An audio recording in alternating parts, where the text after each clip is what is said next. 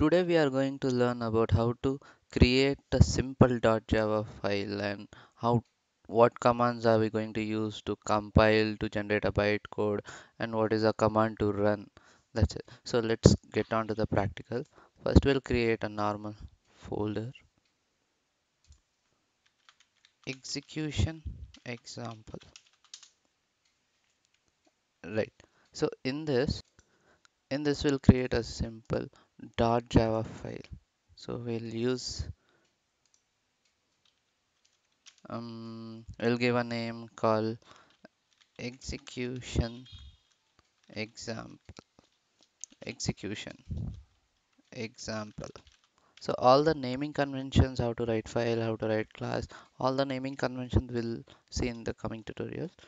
So for now, and make sure that .txt file it is a .java, so we'll maintain the .java extension.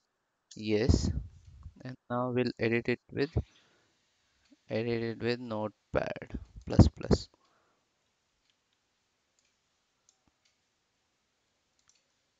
Right. So to write a simple program, public class execution example.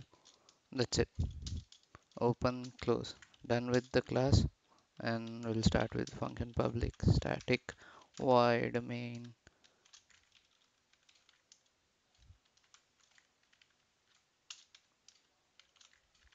string logs array. Done with the creation of function, we'll simply have a print statement system dot out dot println of recommended book to read, rich that, and poor the abc. That's it. So we'll save this and we'll close this. Right. So simply open a command prompt here and the same place where we have created the file. Now to make sure that we have Java installed in your system. If we haven't installed so far, please watch some tutorials, download and have that installed on your system. To verify whether it is installed or not, we use Java C. Okay, so we are getting all this, that means it is fine. Otherwise, we could have got something like that is not recognized. Okay, so command for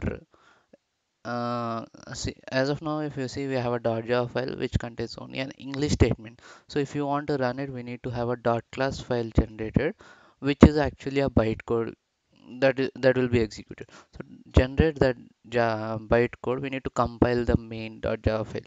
Okay, so we'll use Java C followed by the file which you want to compile. Okay, now if you see, after this compilation we have a .java class file generated.